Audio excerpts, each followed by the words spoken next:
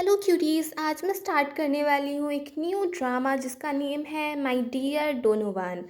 ये एक Thai series है। एपिसोड फर्स्ट स्टार्ट होता है हमारा हीरो डोनोवान, जिसको दिखाया गया था कि वो एक हॉस्टेज बना हुआ है। उसकी थोड़ी बहुत पिटाई हो रही है और फिर हीरो एक्शन में आ जाता है। थोड़े बहुत एक्शन सीन के बाद पता चलता है कि ये सब एक्चुअल में एक एड शूट हो रहा है। डोनोवान एक अमेरिकन मॉडल है और वो यहाँ पे शूटिंग कर रहा था, तो उसकी थाई ज़्यादा अच्छी नहीं थी, इतनी स्ट्रॉन्ग नहीं थी।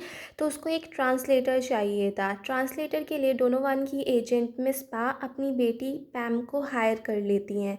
पैम पहले तैयार नहीं हो रही थी, बट जब मिस पा कहती है कि सैलरी ठीक ठाक है तो वो तैयार हो जाती है, क्योंकि उसके ग्रैंडपा का बर्थडे आ रहा था और वो अपनी ग्रैंडपा के लिए एक अच्छा सा गिफ्ट लेना चाह रही थी। फिर पैम अपनी मदर से भी डिस्कस करने लगती है कि ग्रैंडपा के बर्थडे के लिए आप क्या कर रही हैं, बट उसकी मदर पैम को इग्नोर करके वहाँ से चली जाती हैं। तो ग्रैंडपा और पैम की मदर के बीच में रिलेशन अच्छे नहीं हैं। पैम एक किंडरगार्टन टीचर है और वो अपने ग्रैंडपा और ग्रैंडमा के साथ ही रहती है। उसके ग्रैंडपा एक रिटायर्ड गवर्नमेंट ऑफिसर है और वो अब अपना एक घर रेंट पे देते हैं, जिससे उनके घर में आमदनी होती है और जिससे खर्चा पानी सब चलता है। फिर दिखाते हैं मिस्टर ओट, जो पैम के ग्रैंडपा के यहाँ रेंट पे रहता है और उसका अपना एक मिनी मार्ट भी है। पैम और ओट दोनों काफ़ी अच्छे दोस्त हैं, तो पैम उससे पूछ लेती है कि मैं अपने ग्रैंडपा को क्या गिफ्ट दूँ, कुछ मुझे सजेशंस दो। तो ओट कहता है कि तुम्हारे ग्रैंडपा को ये ड्रामा वगैरह देखना काफ़ी पसंद है, तो क्यों ना तुम उनको एक टैबलेट गिफ्ट कर दो, जिससे वो बाहर कहीं भी जाएं तब भी वो अपने प्रोग्राम देख सकते हैं। तो पैम थोड़ी टेंशन में आ जाती है कि जब मैंने उन्हें टेलीविज़न दिया था तब भी उनसे वो ठीक से ऑपरेट नहीं हुआ था, तो काफ़ी टाइम लग गया था उन्हें सब कुछ समझाने में। और अगर मैं अब उनको टैबलेट गिफ्ट करूँगी तो फिर से काफ़ी प्रॉब्लम आ सकती है। तो ऑट कहता है अरे कोई दिक्कत नहीं है, मैं सब समझा दूँगा उन्हें। फिर पैम कहती है कि मगर मुझे टैबलेट्स के बारे में कुछ इतना पता भी नहीं है कि कैसी लेनी चाहिए, कौन सी लेनी चाहिए। तो ऑट कहता है कि मैं उसमें हेल्प कर दूँगा, कोई दिक्कत नहीं है। दूसरी तरफ दिखाते हैं डोनोवैन का एक एजेंट पीट उसे आके डांट रहा होता है कि तुम कैसी हरकतें करते हो, कितना रूडली बिहेव करते हो, इतने एरोगेंट मत रहा करो। तुम्हारी मैनेजर ने मुझसे रोते रोते बात की है, वो ये जॉब छोड़ना चाहती है, कितनी मुश्किल से मुझे तुम्हारे लिए मैनेजर मिलते हैं।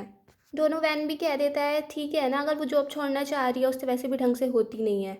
और तभी वो अपना कुछ ढूंढने लगता है तो पीट उसको एक रिंग लॉकेट निकाल के देता है। तो डोनोवैन यहाँ पे किसी लड़की की खोज में आया हुआ है और फिर उस रिंग पे दिखाते हैं मारिया लिखा होता है। जब पैम घर पे आती है तो उसके ग्रैंडपा उससे पूछते हैं कि इतना टाइम कहाँ पे लग गया। तो पैम ऐसे ही झूठे बहाने बना देती है, क्योंकि अगर वो ये बताती कि वो अपनी माँ से मिलने गई है तो उसके ग्रैंडपा बहुत ज़्यादा गुस्सा हो जाते, क्योंकि उसकी मदर और उसके ग्रैंडपा की आपस में बिल्कुल भी नहीं बनती। बट फिर वो अपनी ग्रैंड माँ को बता देती है कि मुझे एक ट्रांसलेटर की जॉब मिली है और उसकी ग्रैंड माँ भी काफ़ी खुश हो जाती हैं। फिर उसकी ग्रैंड माँ पूछती हैं कि तुमने अपनी माँ से कुछ बात की बर्थडे के बारे में। तो पैम कहती है कि हाँ, उन्होंने कहा है कि वो कुछ सोचेंगी। तो उसकी ग्रैंड माँ कहती हैं क्यों ना हम ऐसा करें जैसे हमने रात ड्रामा में देखा था, कि हम उनको खाने पे लेके चलते हैं तुम्हारे ग्रैंडपा को, और वहाँ पे तुम्हारी मदर से ही मिल लेंगे और फिर हम कहेंगे कि वो तो यहाँ पे अचानक से ही आ गई। फिर दिखाते हैं पीट और मिस पा डायरेक्टर के साथ अपना कॉन्ट्रैक्ट कैंसिल करने गए होते हैं, क्योंकि वो डायरेक्टर बहुत ही ज़्यादा डिमांडिंग थी। उन्होंने सोचा कि अगर हम उससे कहेंगे कि हम तुम्हारा कॉन्ट्रैक्ट कैंसिल कर रहे हैं तो हम पे भड़क जाएगी, फिर हमें पता नहीं कहीं काम मिले ना मिले। तो हम क्यों ना कुछ ऐसा करें जिससे वो खुद ही अपना कॉन्ट्रैक्ट कैंसिल कर दे। तो उसके कॉन्ट्रैक्ट में बहुत सारी कंडीशंस डिमांड्स रख देते हैं, मगर जब मिस स्टार वो सारी कंडीशन देखती है तो फिर भी वो मना नहीं करती और खुश हो जाती है कि मुझे तुम जैसे लोग ही चाहिए। और वो अपना कॉन्ट्रैक्ट रिन्यू कर लेती है, जिससे पीट और मिस पा का प्लान फेल हो जाता है। नेक्स्ट सीन में दिखाते हैं पैम स्टूडियो में पहुंच जाती है और जैसे ही वो अंदर जाती है तभी वो डोनोवैन से टकरा जाती है और उसके फेस को देखती ही रह जाती है, घूरती रहती है घूरती रहती है। और फिर वो उसको अपना इंट्रो देती है और वहाँ पे फोटोग्राफर आके डोनोवैन को समझा रहा होता है कि वो किस कॉन्सेप्ट को लेकर फ़ोटो क्लिक करने वाला है। इस सब के लिए पैम आगे आती है उसको ट्रांसलेट करने के लिए, बट डोनोवैन कहता है कि मैं सब समझ गया। तो पैम को लगता है कि जब इसको सब समझ में ही आ रहा है तो मुझे क्यों यहाँ पे रख रखा है। दूसरी साइड दिखाते हैं एक ऐड की शूटिंग चल रही थी। मिस्टा जब उन दो मॉडल्स को देखती हैं तो उसको वो पसंद नहीं आते, जबकि पहले उसने खुद ने ही डिसाइड करे थे कि ये दो मॉडल्स ही इसको शूट करने वाले हैं। इसीलिए पीट और मिस पा अपने कॉन्ट्रैक्ट को रिन्यू नहीं कराना चाह रहे थे, क्योंकि मिस डा ऐसी थी, कभी भी चेंज कर देती थी। फिर पीट और मिस पा उसको कुछ और मॉडल्स सिखाते हैं कि इसमें से आप कोई चूज़ कर लो, आप उन्हीं को बुला लेंगे, मगर उसको कोई पसंद नहीं आते। दूसरी साइड दिखाते हैं पैम बैठे बैठे बहुत ज़्यादा बोर हो चुकी थी। फिर वो मिस्टर ओट से बातें करने लगती है और वो उसको एक फ़ोटो क्लिक करके भेज देती है। वो फ़ोटो मिस्टर डोनोवन का था, और जब डोनोवन देखता है कि मेरा फ़ोटो क्लिक कर रही है, वो उसका फ़ोन छीन के वो फ़ोटो डिलीट कर देता है और उसको डांट देता है कि तुम्हें इतना भी नहीं पता, ये सब कुछ कॉन्फिडेंशियल होता है, इन सबको तुम नहीं खींच सकती हो, ना कहीं पोस्ट कर सकती हो। दूसरी साइड पीट और मिस पाम मस्डा को फिर से दो और मॉडल का फ़ोटो दिखाती हैं कि आप इनमें से चूज़ कर लो, और वो एक डोनोवन का था, एक दूसरी मॉडल का था, और वो यही कह देती है कि इन दोनों को ही लेके आओ, तभी हम शूटिंग स्टार्ट करेंगे। इसको सुन के मिस पा और पीट गुस्से में थे। फिर मिस पा कहती है कि मुझे अपनी बेटी से बात करनी होगी जल्दी से, और वो पैम को फ़ोन लगाती है, और पैम भी अपनी माँ से बात कर चाह रही थी, क्योंकि वो ये जॉब नहीं करना चाहती थी। अब वो अपनी मदर को अपना दुखड़ा सुना ही रही होती है कि उसकी माँ तो और ज़्यादा गुस्से में थी। वो कहती है कि डोनोवन को यहाँ पे तुरंत ले आओ, उसकी यहाँ पे बहुत ज़्यादा ज़रूरत है। और फिर पैम डोनोवन को वहाँ से ले जाती है।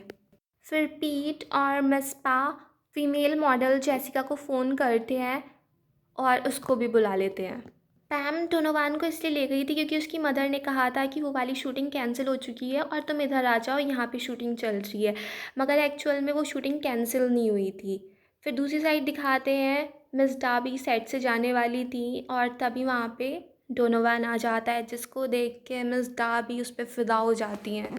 फिर मिस डा कहती हैं पैम से कि वो मिस्टर डोनोवन को ड्रेसअप करने के लिए ले जाए, और जैसे ही वहाँ पे पैम डोनोवन के लिए ड्रेस चूज़ कर रही होती है, इस चक्कर में वो दोनों काफ़ी क्लोज आ जाते हैं और थोड़ी देर तक एक दूसरे को देखते रहते हैं।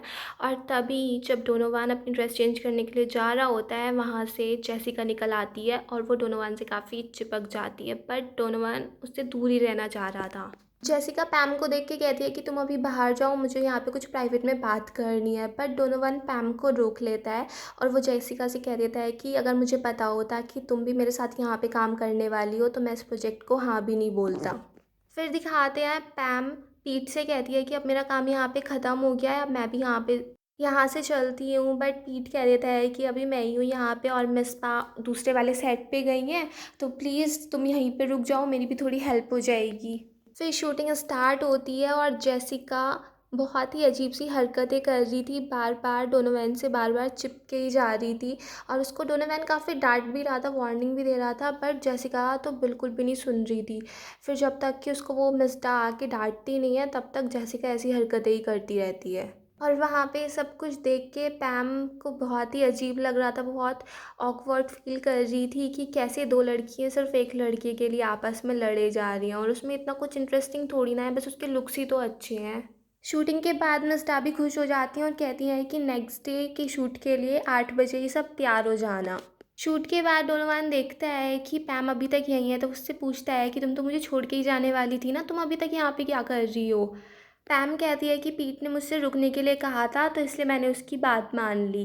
डोनोवन कहता है कि और किसी की बात तुम बड़ी आसानी से मान लेती हो और मुझसे हमेशा लड़ती ही रहती हो।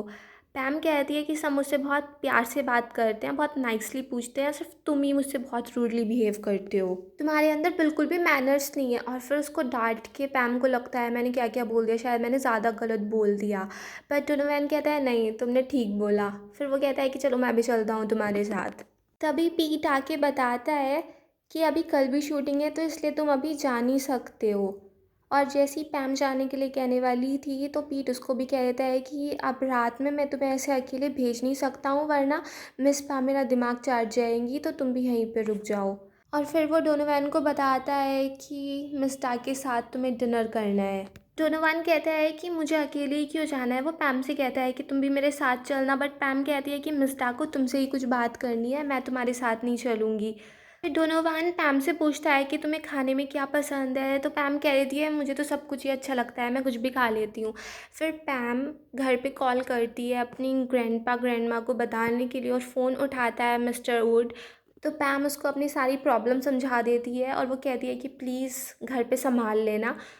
फिर रात को दिखाते हैं जब पैम अपना डिनर करने ही वाली थी, तभी उसके लिए रूम सर्विस आ जाती है और वो देखती है उसके लिए काफ़ी अच्छा सा डिनर आया होता है और उसमें एक नोट भी लिखा हुआ था इंग्लिश में, जिसे देख के पैम की थिंकिंग डोनोवन के लिए चेंज होने लगती है। फिर पैम अपने बचपन का सोचती है। उसकी माँ अपना करियर बनाने के लिए सब कुछ छोड़ के चली गई थी, अपनी बेटी को भी छोड़ के चली गई थी, इसीलिए पैम अपने दादा दादी के साथ रहती थी।